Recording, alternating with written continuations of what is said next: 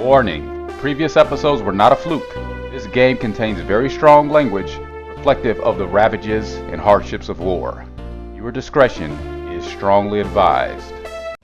Welcome back everyone to the Langrisser challenge run. Heroes only, hiring troops, we don't do that. We're starting the third secret scenario. I've seen you somewhere.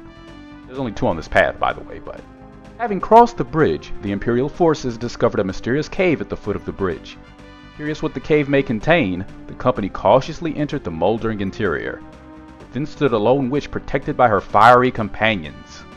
But little did the companions know, the simple-looking witch possessed a secret power they could have never imagined. This cave, it looks inhabited. Who could live here, I wonder? Investigating couldn't hurt. Just be on your guard. Personally, I'm hoping for a little excitement.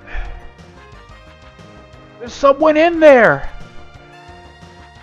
Yeah. Somewhere. Somehow. Somehow. Someone is coming! Who could it be? Probably just some stragglers. I wonder why they're here. This cave isn't exactly on the beaten path. He's that guy everyone keeps calling a maniac. I know I have a reputation for saying whatever pops in my head, but I'm at a loss here. I can't believe they caught me this way, and now they're calling me a maniac? What's a maniac? Can you eat it? I think nutcase would have been a better translation there. I can't believe I'm hearing this. There seems to be some dissension among them. The old lady is getting pretty hysterical. Old lady? I'm going to kill you. Halt! Villains! Uh-oh, here comes Captain Cape and the crew. You won't be laying a finger on anyone today. That's right, evildoers. Well, we are! The Golden Dragon Youth Defense Force! We have joined forces to stop nefarious deeds and spread justice to all. Black Ranger is right. We'll bring you guys to justice. Dun da da da. Kindly explain to me again why we are maniacs. There's no reason to waste words on villain scum. We'll show you. Well, shall we win another battle? This one looks simple enough. Spandex-clad superheroes seem to be challenging us. Do they really think they can withstand our assault? You bad guys sure get worked up over little name-calling, don't you? Hey, I heard that! Now hear my fist as it pummels justice into your black hearts! But you have wings. No argument from me! Because you don't have arms. This should be easy enough. Anyway, third secret scenario. This will be a little interesting because, again, we don't have mercenaries, but even despite that, this should still be one of the easiest battles we'll have in the game. I know I haven't mentioned it before, but I've dabbled a bit in astrology. And everyone, today is supposed to be my lucky one. So let's move already. Chop chop. I wonder what Haines' sun sign would be. I don't know. Pisces, Aries, what do you guys think? Are any of you even into astrology or follow that at all? What are some of your signs? Come on, share up, share up. I say that, I'm not giving mine up. Because you'd never know. Oh, by the way, keep an eye on Imelda. She's a sorcerer right now, that'll change. Alright, let's take these guys out. Maybe this isn't such a good idea. They're pretty strong. Let's take them to the underworld, boys! Looks like my powers run low. I need to power up. Leave it to me. I'll protect you. That's right, my lady. You have nothing to fear. So, anyway, we skipped ahead. Behold the power of Fireball's range, specifically. This is all due to the fact that her level is 8. It has less to do with the class in this game and more to do with the level, as you will see in a bit. Because I'm going to change Imelda's class. Because I decided, well, it's not that I decided, I realized that I actually will get a bow very soon. So I'm going to make her an assassin after all. So we're going to finish out this turn, defeat this first group of the Youth Brigade, or whatever they want to be called, the Justice Force, Aqua Team, Aqua Task, whatever. And what was the name of that show? I don't even remember. Pretty popular. I never saw it. We're going to take them out. Let's get this over with, so that we can turn back the pages of time and make Imelda an assassin. Which again, I'm not using the scenario select code. I'm just actually going back and redoing the last scenario and changing her class. I'm coming to back you up. Keep your spirits high. Yes, I understand. And yeah, I have no idea what's going on. My best guess is their dialogue is a parody of various shows from the 90s and maybe 80s, I don't know. So yeah, here's Imelda going in with a rare physical attack. Don't expect to see a lot of that. Stars are right. I'm totally kicking ass today. And what are you talking about? It's nothing. Well then, let's go. Well, close range attacks from Imelda I will not be doing very often because her defense is questionable. But if we get a long range weapon for her, I might be more inclined to strike. And that's what we're going to be going for. Spice things up a bit, have fun. Because I don't think a lot of players might be aware that she can even equip bows, or anybody of the assassin class, because I didn't know until recently. Quite surprised. You fiend! You think to beat me? I'm a champion of justice! Yeah, whose idea of justice is the question. Anyway, we're going to send Elwin in because he'll definitely get it done.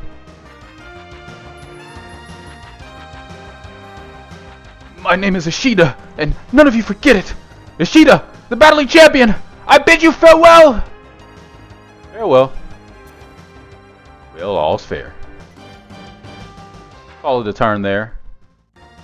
So we're back. Unfortunately, Ishida is going to have to die once again. But as you can see, Imelda is a level 8 assassin, close to level 9. She's been getting a lot of experience. It wasn't my intention, but I'm not mad about it. We got to get her that bow before she changes classes, because the only classes that can equip bows, to my understanding, are assassins, high masters, and rangers. So, which makes sense because assassins historically are known to use bows in certain situations, so it falls within line of reason. Yeah, we'll skip in this because, we don't need to go through that again. Poor Ishida. Had to be the first to fall, but somebody's got to be. I'm going to mostly keep our people consolidated. Strength in numbers. Biggest threat right now from the enemy is probably the bandits because of their high attack, but they have no defense, so it'll be an even trade on both sides, I think. Yeah, I was saying earlier, this is one of the easiest battles in the game, and yeah, the enemies here are not too threatening. I guess the Hellhounds could be a bit of a challenge for our infantry units, but not if we wear them down with magic first. And not if we attack them with people with first strike capabilities like Hane or Elwin. Roga is the only one who'd have to be careful, so we're going to send him to the right to deal with the elves. And everyone else will deal with the left side. West side. My left. Your left. Not their left. Well, maybe their left. Anyway. As you can see, most of our team has fireballs, so on top of that, most of the enemy here is weak to magic, it seems. Goodbye, everyone. See you later. Farewell, young warriors. Ah! See you, Serpent. Yeah, really interesting assortment of rogues gallery here. We're fighting a serpent, ghosts, wyverns, bats, a Dullahan. First time appearing in a Langrisser game, if I'm not mistaken, at this time. Bandits, gladiators, everything really. You're fairly skilled. What the hell? A barrier of spirit energy? Aha! This will be your grave! Kakarot! Your attacks are futile against us! Hahaha! Your power level is weak, old man! You thought you could trap me in this pathetic little barrier?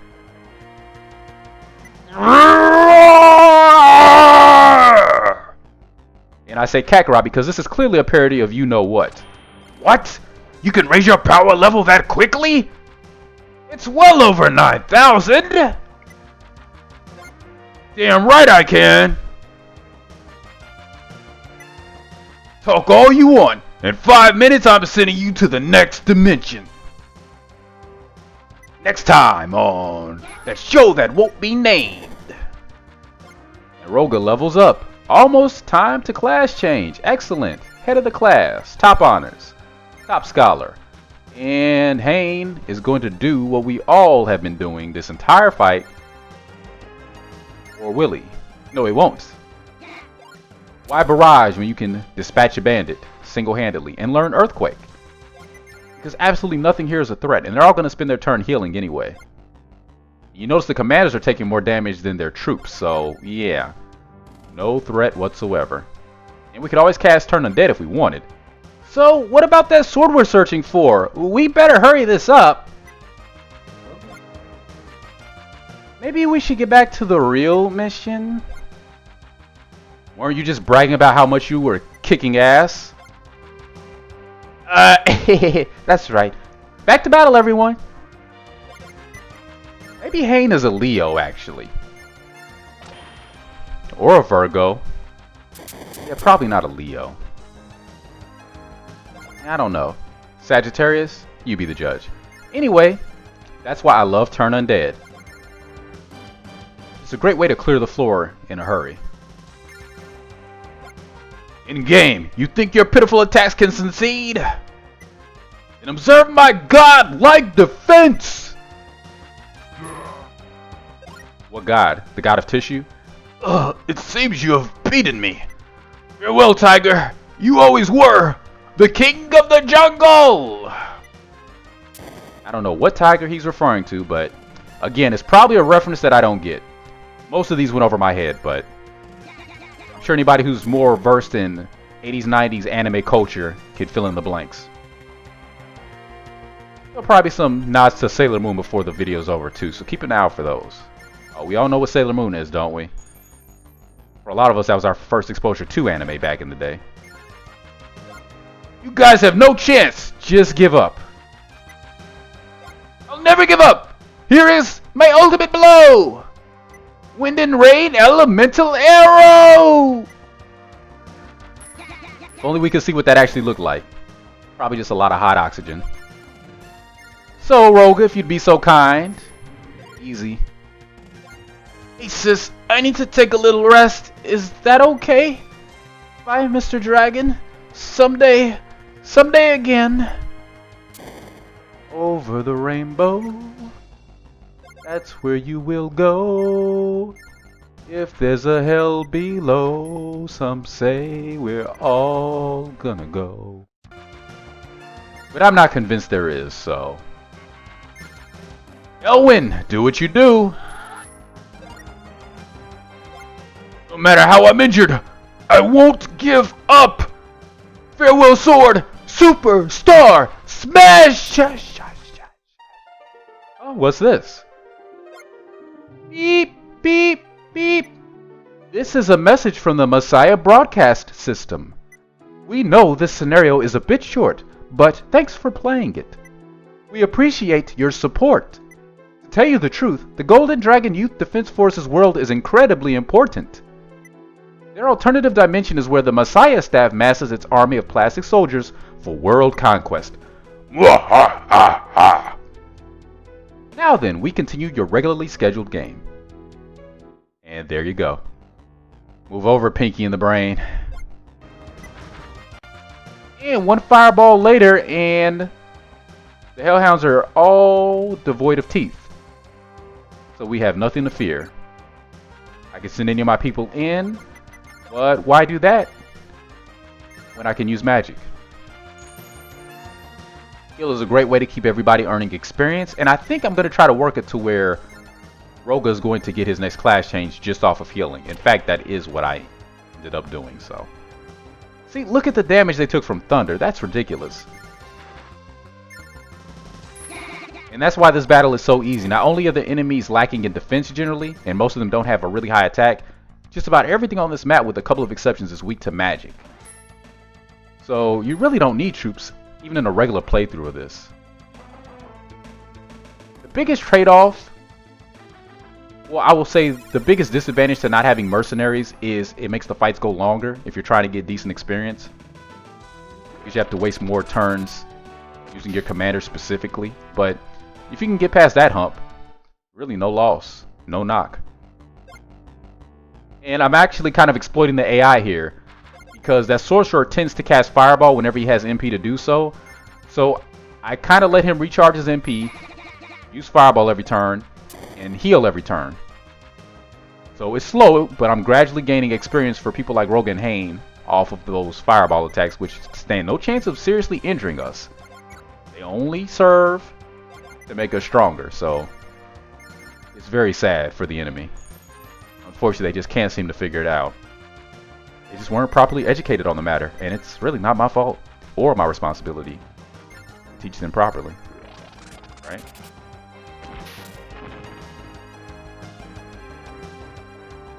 The Hellhounds are down to 1, so you know what that means. Lots of XP for our boy Elwin. Oh, our boy's growing up, becoming a man, isn't he? Look at that. And as I was just saying earlier, we're going to cast Heal. And Prodakah is a needle's thread away. One more action and he's going to graduate.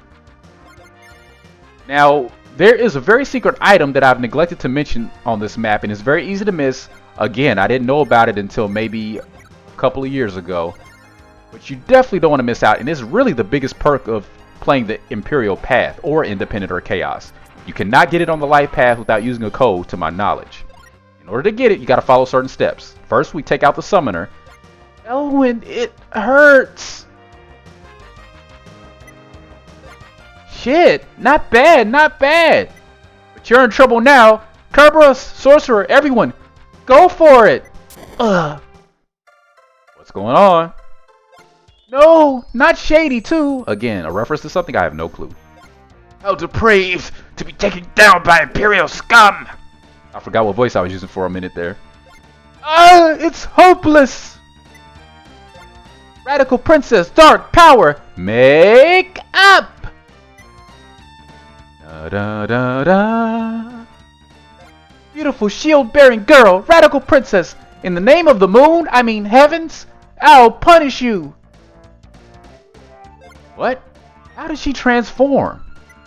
Why does she look like a man? What was that? Whoa, how cool! I would have learned that. I'm sure you do. You'll have to wait for puberty, kiddo. Radical Princess, your transformation won't save you now. Ha ha! Heaven will punish evildoers like you. So she says, so she says. And I love how Elwin is always getting these level ups after these extended diatribes and monologues. Ever the patient one he is.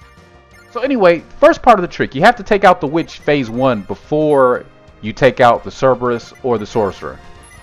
But after you defeat all of the youth brigade and get the PSA, which we already saw. Now, before turn 20, if I got my information correct, before turn 20, you have to defeat the Cerberus and the sorcerer before the second form of the witch. And before that, Prodakah, level 10 High Lord, no more. We're moving on. I'm very tempted to make him a general. Not for the heal that he already has, but for the 7 attack and defense. And for his 5th class off of this branch. But, in the long run, not having troops, I think I'd rather have the magic. And also, I like the ranger class. It's very versatile. It won't have as high of a defense as he would as a general or emperor, but his attack is still going to be good. The attack animation is not quite as good, but we'll manage. We'll be fine. So ranger it is. So we're taking out the Cerberus first. Now you know you did it right if the Cerberus and the sorcerer don't have dialogue after you defeat them. If they don't say anything, you're on the right track. But the key is the turns. We're at turn 19 now, so I'm playing up to the minute. Also, you want to make sure nobody's occupying that space where that symbol is, adjacent to Leon and Imelda. Leave that space free. Well, that might not matter, but I'm doing it just to be safe. Keep at least one character nearby where the witch is. And we take him out. Leave the witch alone. Wait till the end of turn 20. You'll see why momentarily. And you'd think Elwin was a rod the way she's been casting lightning on him exclusively, but he is the leader. It makes sense. He is the king on the chessboard. You know how the game of chess goes. Fast as fast can be, you'll never catch me. Warp! I'll be back. Okay, good. Yep. You want to keep that symbol free because that's where she lands. What? She vanished. Quick! Head for where she was standing. She may have left something behind. And one of those rare instances where this game is not obtuse at all. Like, they come out outright and tell you want to pick something up there. So, Hayne is going to be the man of honor. There seems to be something in a hollow under the floor. Will you look at it? You know we will. Obtained assault suit. How about that? As in Messiah's other series, Assault Suit Lanos. Hee, this is fun! Warp! Warp! Jump! Jump! Teleport will make you jump! Jump! Magic will make you jump! Jump! I'll be back. What does she mean by that? What can I say? I grew up in the 90s. You'll have to bear with me. Anyway. So yeah, Assault Suit, a reference to Messiah's other series. The mech shooter Assault Suit Lanos. It was on the Mega Drive, Genesis, Super Nintendo, Super Famicom, Sega Saturn. I'll show you the power of love. Playtime is over, Empire. Grant me power. Oh, Moon. Oh, the Moon can't save you, though. Saint class against a swordsman. 45 attack, 31 defense. Good night. And we also obtained a long bow. There you go, for Imelda. And Odin's buckler. A lot of good items on this map. How can justice lose? Goodbye, cruel world. And with that, the scenario is cleared. And Imelda, level 9, just in time. Ding dong, the witch is dead. Witch, old witch, the justice bitch. Dang, Elwin. What the hell are you talking about, Elwin? That was fun. That was easy. I'm feeling a little tired. We've already wasted too much time. Let's hurry ahead. Alright, let's give it a move on. What do you mean wasted time, Leon? We got an assault suit. We got Odin's buckler. We got a longbow. And experience. And gold. And levels. And we made Roga a ranger. We cleaned up as far as I'm concerned. We cashed in. So, yeah. If you're playing the Imperial path, you don't want to miss this scenario. It's got a lot of goodies for you. If anybody knows what some of those other things were they were referencing, feel free to let the rest of us know. I only caught a couple. That's going to be it for today. Thanks for joining me. I hope you had fun. I know I had fun. Until the next video, take care of yourselves, stay safe, and hopefully, I'll see you soon with the next one.